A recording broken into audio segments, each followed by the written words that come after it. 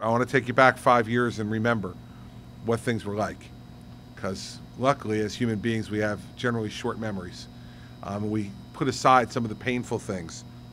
But New Jersey has 94 wastewater treatment plants in 21 counties, and 5 years ago on Sunday, none of them were operational.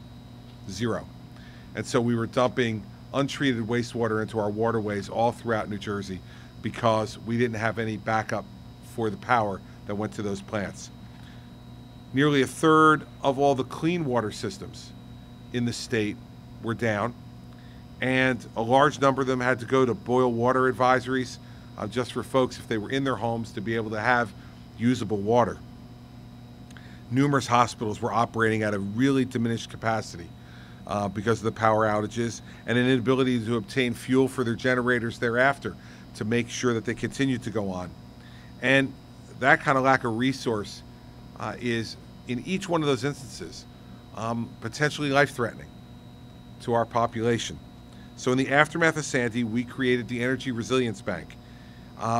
This bank, which is administered by the EDA, is the very first of its kind in the nation, a public infrastructure bank that is focused purely on energy resilience. And today, being here at St. Peter's and commemorating the building of this new combined heat and power system, this will enable the hospital to continue to provide all of the critical life-saving services that they provide every day here in the event of another storm like Sandy, some other type of disaster or emergency situation that would affect the power grid. The key of recovery from Sandy was not just getting people back into their homes and their jobs, their private businesses, but it was to get them there in a better position than they had been before Sandy. Not the same, better. And all across the state, the Energy Strong program that Dave mentioned, incredibly important. And you see now that the kind of loss of substations and infrastructure from PSE&G that made them lose 90% of their customers would never happen again in a similar storm, given the elevation of those substations and the smart things that we did in rebuilding and repairing them, investing in that infrastructure. With these type of plants at our hospitals, we won't have to worry about New Jersey residents who are sick and suffering, not being able to get the care they need because we don't have the power. Because we're building these type of grids also at those wastewater treatment plants we discussed earlier in my remarks, we're not going to have to worry again. No governor will have to make the decision to dump untreated waste into our waterways again.